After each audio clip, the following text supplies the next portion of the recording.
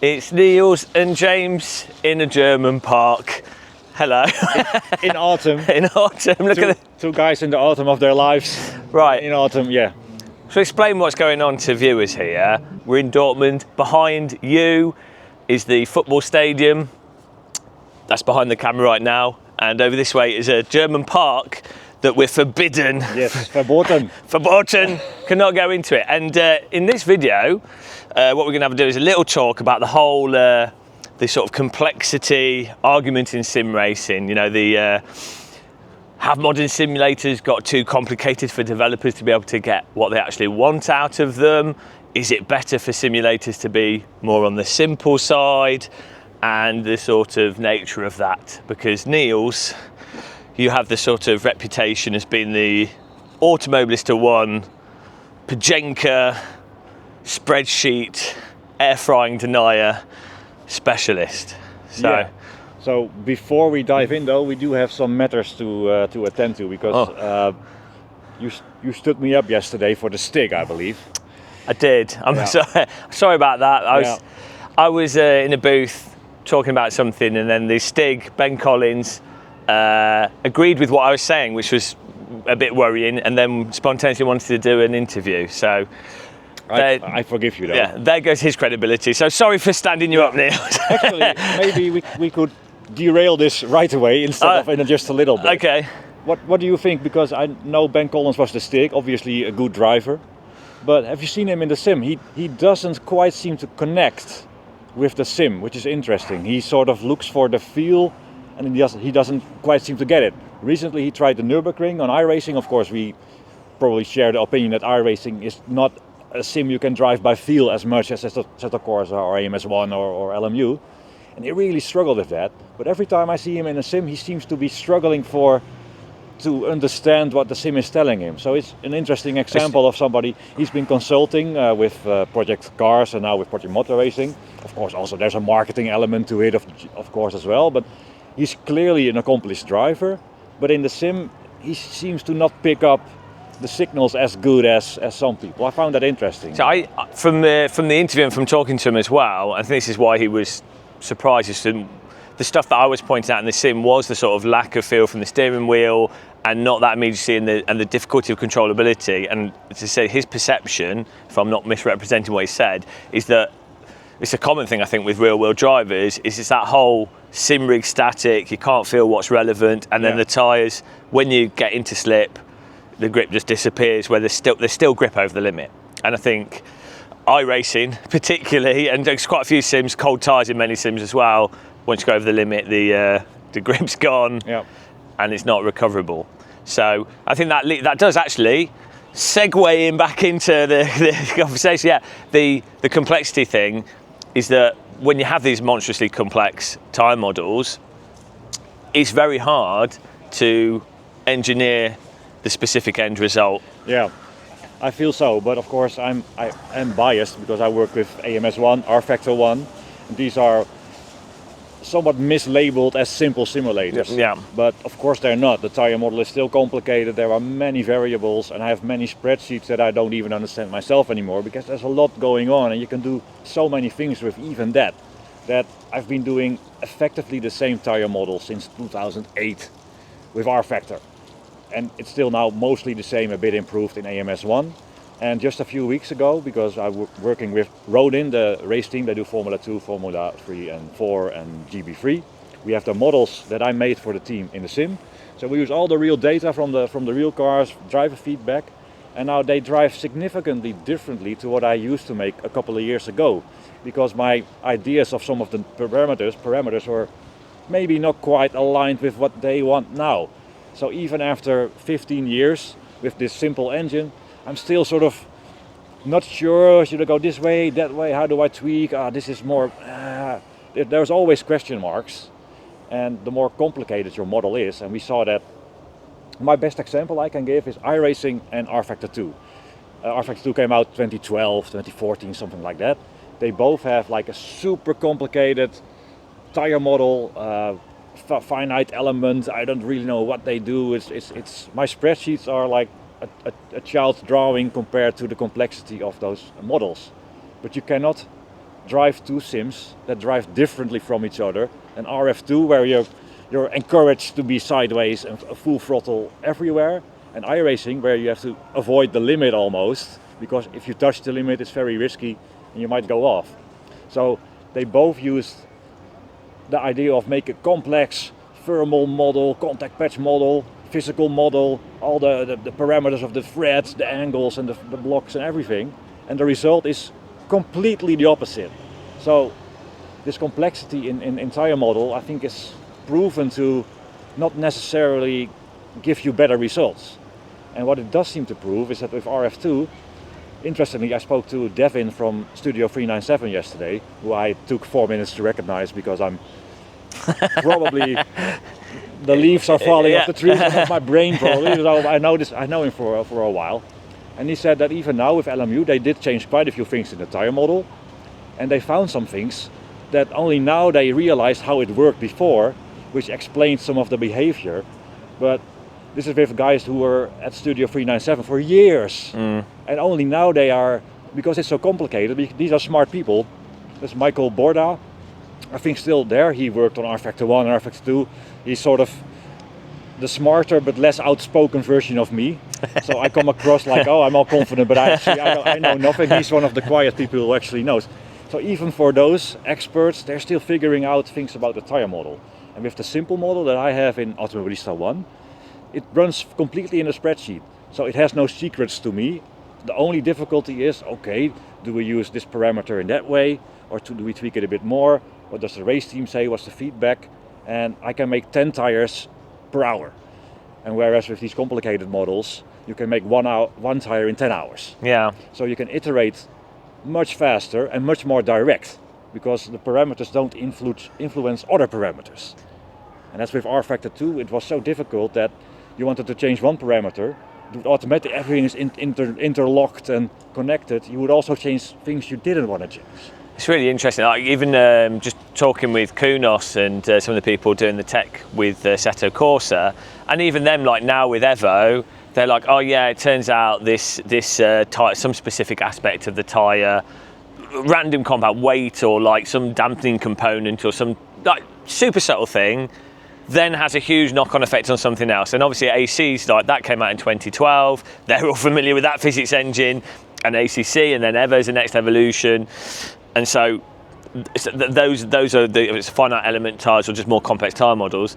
Those are extremely complex. But then, as you said at the start of that, what you were just saying is the language of this, I think, is also very tricky, because Automobilista 1, R Factor 1 G motor, it is still a complex, it's still a complex physics engine. So, like if you've watched Niels' videos with the arcade stuff you've been messing around with, on the arcade game side of things, using Automobilista 1 is almost absurd in terms of the suspension, diff simulation, and of tires with lots of different parameters for different slip behaviours.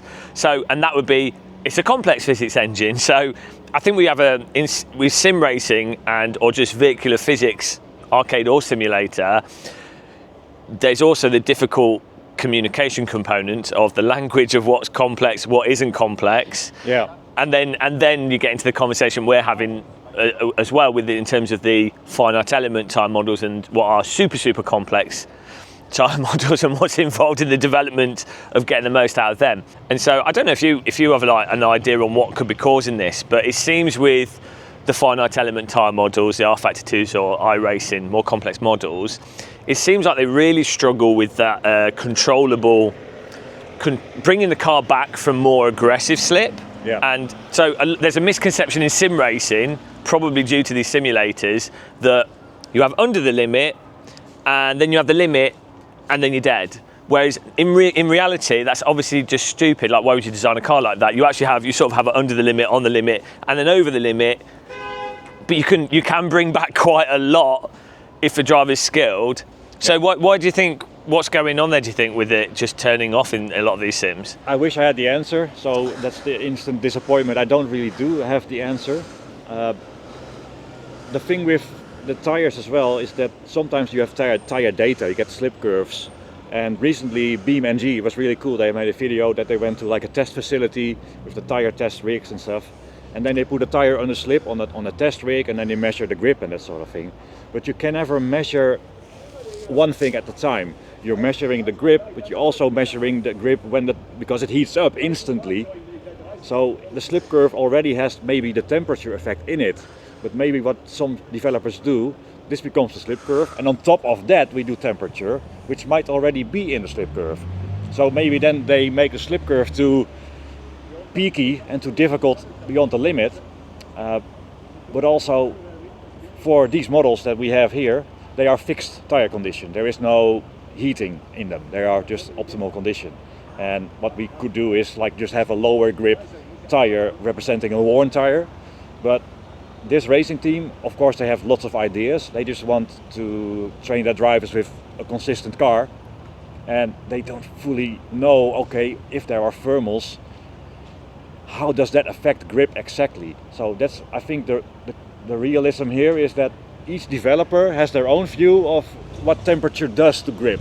Yeah. And the traditional image is, since Grand Prix Legends even, that the surface temperature of the tire goes up like mad, and after half a second it's so hot you have no grip anymore. I think that's still sort of how iRacing at least comes across.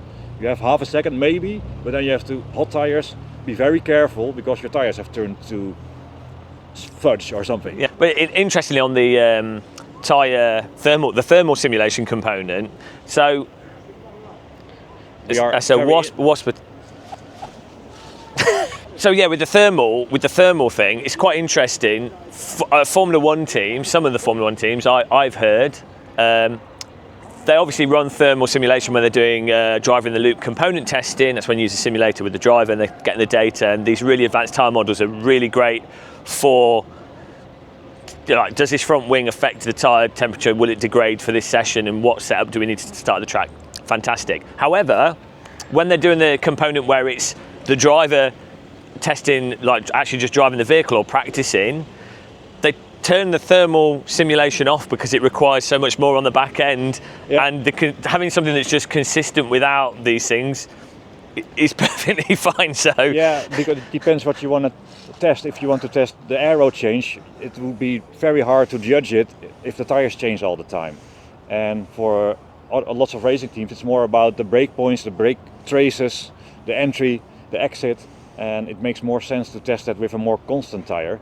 And ironically, maybe this complexity in the modern tire models is in search of that tire grip with temperature, sort of going maybe in a direction that might represent reality worse than a simulator that just ignores that part, which is obviously wrong. Tires heat and change, but making the bad decision about tire heat could be worse than not having the effect at all.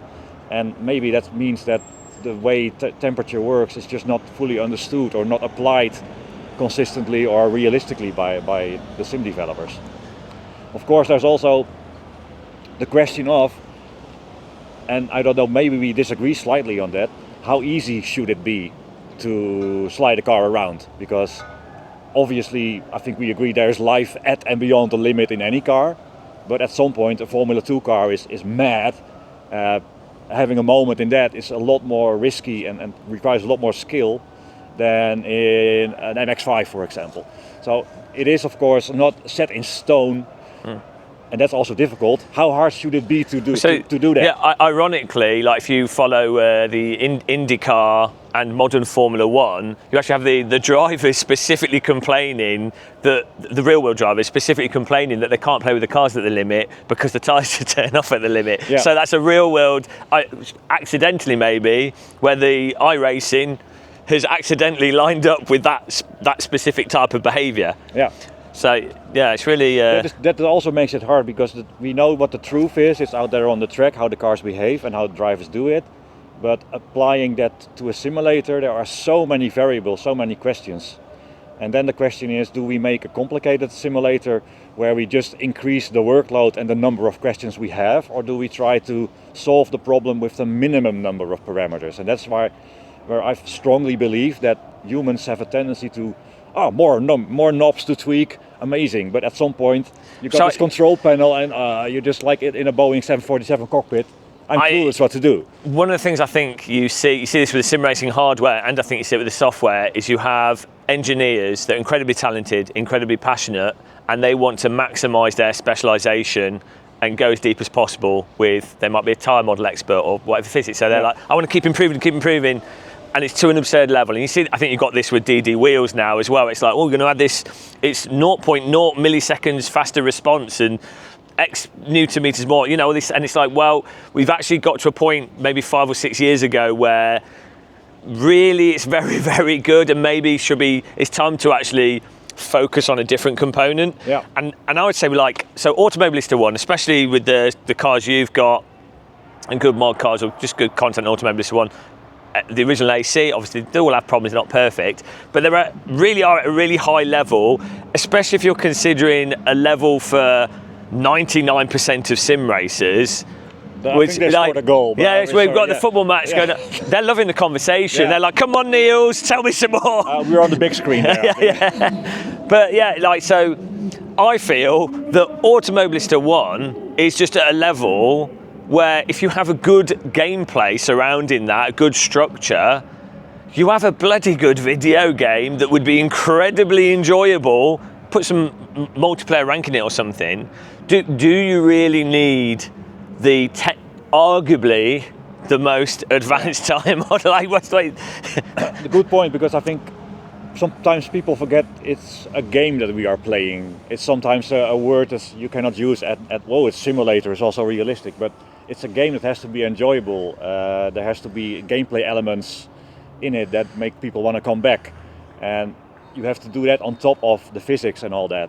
So maybe it's with flight sims a bit as well, that they are, all the systems are realistic. Okay, but what am I doing in this flight sim? Am I just flying from A to B, or are there fun challenges, or, you know, I think the physics can be focused on too much, and the gameplay experience, like the AI with so many games, the AI is pretty poor. But then you go with the multiplayer, the ranked multiplayer, and there's no moderation and people can just ram each other off the track. And you think, why are they focusing all the attention on the tire model if they spend half the time on automatic moderation of somebody's off the track, rams into the other guy, who do this is another one of your the moderation. He's like, get it out here. So it's a therapy session with Gamer Moss. I'm here. Yeah, please tell me, we're in the trees, we're outside, let it all out. We haven't mentioned this yet, it's very important to say. I'm currently not working on any game, I'm not in the development team. Apart from your special arcade visit. Oh yeah, so my venture into arcade. It's really easy for one balding, two aging men standing in front of some trees to say, well, they should do better, they should add this. Sim development is really complicated and difficult to do. So us having criticism doesn't mean that people aren't trying or that it's easy to do. But I get frustrated when I see online racing that somebody is blatantly not following the rules and causing an accident, and then either you both get a penalty, or sometimes the wrong guy gets a penalty, or the wrong guy gets damaged out of nowhere and his race is over. And I think with today's technology, certainly you can detect bad behavior automatically, because, you know, making a protest, filing a protest, manually being reviewed, subjectively, probably sometimes incorrectly judged. Why isn't that stuff automated? And what would I rather have? A more complicated tire model, or just AC1 or AMS1, where an online system is done so well that if somebody is being an idiot for 3-4 times, they actually get penalized for it. So the chances of being rammed out of turn 1 Monza are reduced. Because online racing is a bit of a barrier for me now, because there is just a lot of bad driving out there. Now, lots of people drive well. Well, sorry, won't do it, mate. It's a bit worse. You know, and lots of people do drive nicely, but it only takes 10-20% of bandits to be there to ruin the race for 4 or 5 people at a time. What I thought was interesting on this sort of algorithmic approach, or possibly moderation, is that it can be very complex in terms of fault attributing fault from a contact and stuff. That's fine, but there are, if you do a lot of online racing, you know, we do a lot of. I looked at 3,000 hours of iRacing in the last 2 years. Yeah, so, well, but your mental health. Another video. I need more trees. So that's why Niels brought me outside. He could see I was shaking. But one of the things you notice if you do a lot of online racing, within like half a lap or just a car being behind you, I can predict with a very high accuracy that guy is going to be someone that will wreck you. And it'll just be stuff like, are they holding a line behind you? Are they close to you at a point where they're never going to be able to overtake? Do they 0x contact you for no reason? Yeah. So there's stuff where you could literally analyse this sort of splines of clean, generally consistent drivers and the erratic, needless movement of crazy drivers. So, and that's something that you could really easily detect, and you can build into a moderation system. And maybe it's not easy, but it appears to me, and I'm not part of the development teams, and maybe I'm completely wrong, but it almost appears to me that no attempts are made. I would rather see, like for iRacing, use week 13 to implement some new radical things, and then maybe 5 out of 10 of your things you're doing are broken. We'll not do that, but the other 5, maybe we can move towards more automatic moderation. It's such a critical aspect of, especially now as sim racing is growing, has been growing for quite a bit. You know, if 10% don't drive properly, they can easily ruin it for the other. And there's no, with iRacing, it's popular, but it's compared to Call of Duty Battlefield, it's nothing really, and so they can manually moderate to some degree. But if we do get to a point where sims are genuinely mass market, it's physically impossible to have the resources for a human to be like, oh, check that replay, It's also a barrier though, having to report someone. Yeah. And you don't know how they will judge it. There's going to be subjective to some degree, because if a human intervention is needed. So that's not really the solution, hiring more people to do the moderation. No, this should be probably possible to automate at least half of the issues that we're getting. Yeah, well, so get on it, iRacing and all the developers. Yeah, but you see it now that with LMU gaining traction, which is great, there's a bit of competition, but they have the same issues that bad driving can ruin races. And it's not just one developer, and as you say, it's very easy as a YouTuber to whinge and we are whinging so much the leaves have started to fall from the trees. Moving back onto the handling thing, and what I think is really quite interesting is this like really big misconception that real driving is difficult or real car handling is difficult. Yeah. And actually, it's a real decent setup car that's not a super crazy car with moderate tyres on it. They're designed to be intuitive. They're designed for someone to buy a vehicle and do a track day and not die. Yeah. And so to a large extent, because these days even like a GT3 car is twitchy and tricky. And what is sometimes I think underestimated, the sort of the rich people who can afford to go GT3 racing, while they might not be super talented, they do seem to always, like the businessman, very focused, and when they do something they try to do it well.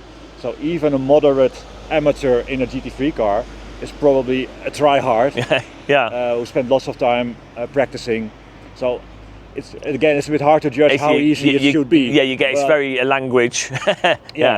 And also physically, in a GT3 car I can get 50 degrees or 60 degrees centigrade and my brain would literally be melting. So there is a performance element even with the amateur drivers. They in some areas outperform. I'm not overweight. I know this has turned into an abuse session. Right? Yeah, that's all right. Bold, fat, depressed. That's all right. Yeah. Sweet pastry eating. Pastry. Yeah, I'm on my 3rd pastry today, but yeah. But so it can be a bit easy to say, oh, they're dentists, but a lot of the time they are quite focused on it. But there is probably a bit of life in the cars at the Niels limit. is pitching for a GT3 drive. No, I know what you mean, but I think GT3 is already getting to that high level. If you spent 200,000 for a drive, you're going to take it. Well, not always. Most of the time, people are going to take it very seriously. But if you go back though to like club racing, like some of the entry MX5 stuff, some of the stuff you see with like radicals even, or the entry level F4 drivers, there are really some absolutely terrible drivers that seem to be able to get the cars around the track. But it's unfair to go, well, they're all terrible, and then just because it's GT3, it's too easy. It's not. That's a massive oversimplification. I think that's.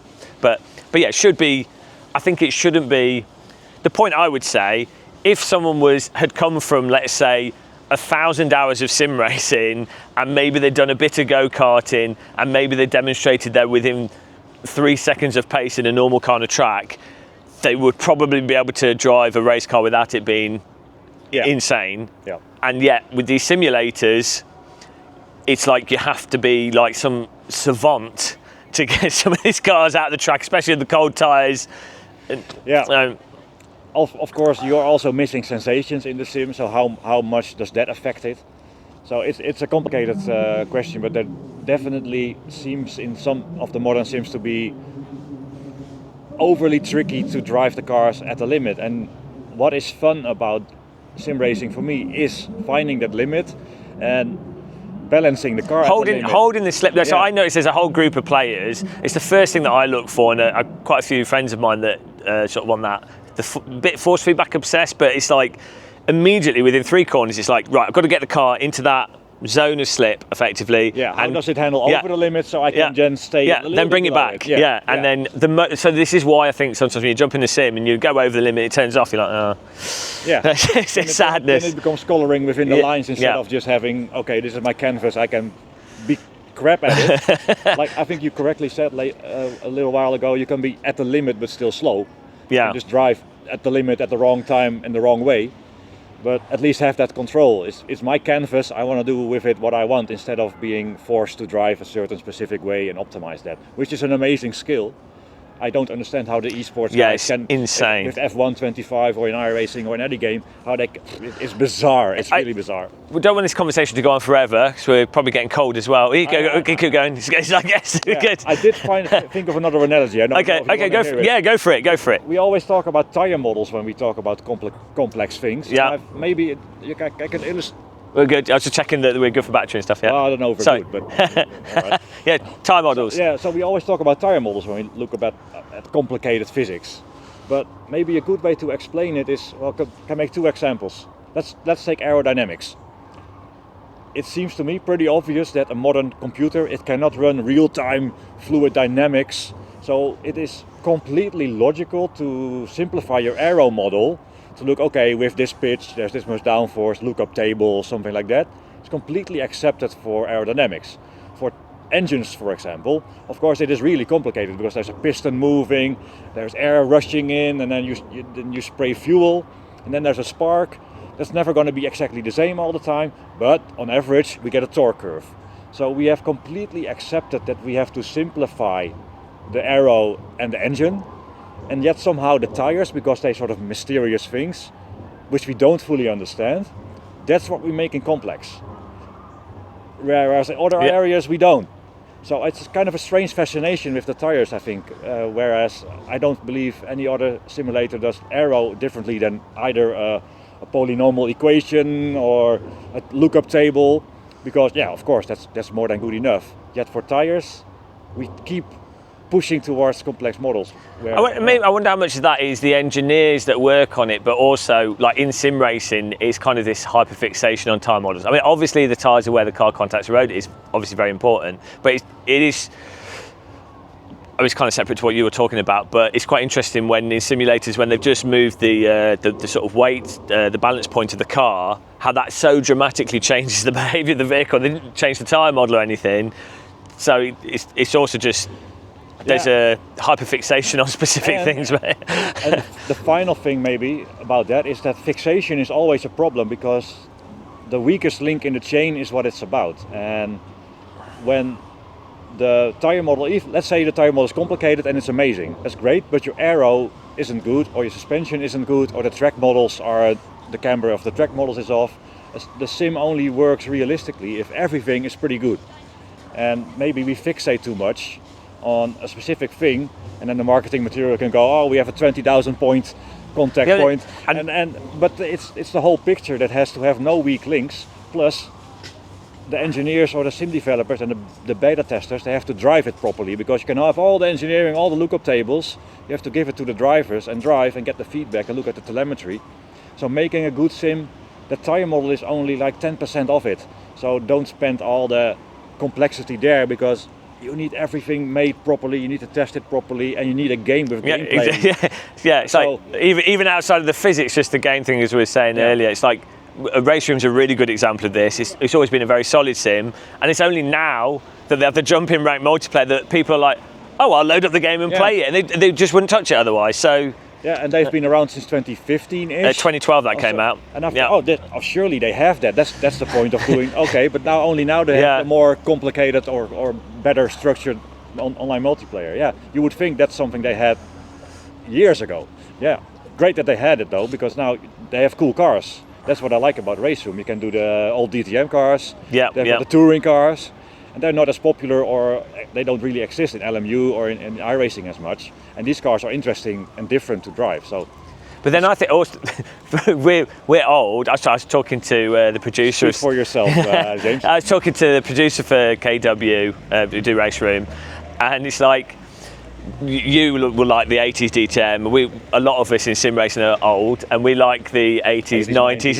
It's the best cars. But then it's like, it's quite funny when you look at the stuff that's coming out on console now, and a lot of people in the last 5 or 10 years have come into motorsport. They've only really seen Formula 1, GT3, and maybe F4, and they don't even have any of the excitement for any of this stuff. So it's seeing a DTM car in the 90s jump the curbs at the Nordschleife versus seeing a stale Formula 4 race on a track that is too big for the car. Yeah. I wonder how much sim racing can actually keep that essence of the golden age of real motorsport, or if it will just fade away. We'll be 90-year-olds sat in a sim rig going, I remember when cars drove like cars. But so I think we haven't covered throttle. I don't dare go into throttles. No, that's another conversation for next year. Niels' mission for proper throttle engine response. You've got a video, really good video on that. Yeah. I think your channel's actually really good for sort of the mega nerdy Excel spreadsheet air fryer denier appreciators, but like going really into the throttle response thing. Now I think you briefly mentioned it earlier, the aspect of slip curves in with sim races, they get fixated on just seeing one graph of a slip curve, and they're like, well, that's the tyre, and it's like, well, it's longitudinal and there's all this stuff and it depends. So watch Niels' videos on that information. I think with sim race or anything really, it's how reality works. Everything gets more and more complicated the more you look into it, and there's no simple answers, and it's all will just drive you crazy. Yeah, so. the real reason we are standing outside here is because Marco is looking for us. Because I complained about the throttle and he complains about the force feedback, and we have an angry Italian man. That's we can go over forever. So, but I just briefly. Okay. Here in real life, it's funny how when you run into Marco, he's a great guy. You have to chat with him. Greg West from iRacing. I talked about the iRacing arcade, which is a pretty fun game, but I had a few opinions about the handling. But here you shake hands and you agree to disagree. It's fun in an environment like this that, it's not as hostile as it sometimes appears online. Even we haven't started punching each other yet. So that's fun. That's, I think, something that online we can get too fixated and a bit keyboard warrior-y. And here you see, even if you have differing opiniins, we all shake hands and we have fun conversation. It's that whole thing online where you don't have the facial sort of expressions and the general communication. So it's sort of, it's not sarcasm, but you might be very passionate, but at the same time the other person can see that you're passionate while still appreciating that the other person's totally wrong. But but it's not. Online just creates a sort of confrontational feel, I think, in a lot of ways. It's just the nature of the internet. But before we end though, okay. Despite that you left me for the STIG yesterday, which I've still not gotten over. He's never going to go over it. I did prepare a little present for you. This was very. Once you open it, you will see this must have been very difficult for me to do. So I do hope you appreciate it. Yeah. It's not heavy. It's not heavy. It's not very expensive, and not very much time was spent on it. But it's not a paper towel. It could be a kid's. Let's get closer. It could be a kid's birthday cake from a. I'm worried. This could be anything. Niels is Dutch, so who knows what's in this? Okay, right, we'll keep on unveiling. Viewers can see how evil my grin is now becoming. Oh no! There you go. It's up close. I don't know if the focus will work here. Okay, what is this? Oh, is this a mini air fryer? It's a mini air fryer. It's amazing. And you can take the basket out. Oh, that's. Yeah. That is incredible. This is. Very few people will understand this, but all right. The air fryer. But so hang on. As the air fryer denier, is this is this an admission that there's not, it's not full-on denial of there air might frying? be a point to the air fryer, yes. Okay. I'm willing to concede that. So this is my, This is- confession that air fryers might have a place in this world. What's the orientation though? Is it vertical? Is it, it's like a stacked one, or is it? No, it's one of these. Okay, sorry guys. Yeah, I have to show you the correct. Absolutely beautiful. Well, really appreciate that. This is I'm gonna put this on my sim rig. Your prized possession. Yeah, this is gonna go on my sim rig. Have you got like a little need a little Heusinkveld sticker for the back of it? We probably have some, Yeah, that'd be awesome. Well, thank you. Really appreciate that, and thanks for taking the time to enjoy the countryside. Yeah, I'm starting to shake a little bit because it's getting a bit chilly. But winter is here. Thank you very much. Thanks. Guys, check out Niels' channel. You can subscribe to my channel, so you can unsubscribe. Until the next one, happy tea drinking. Take care. Goodbye. Bye.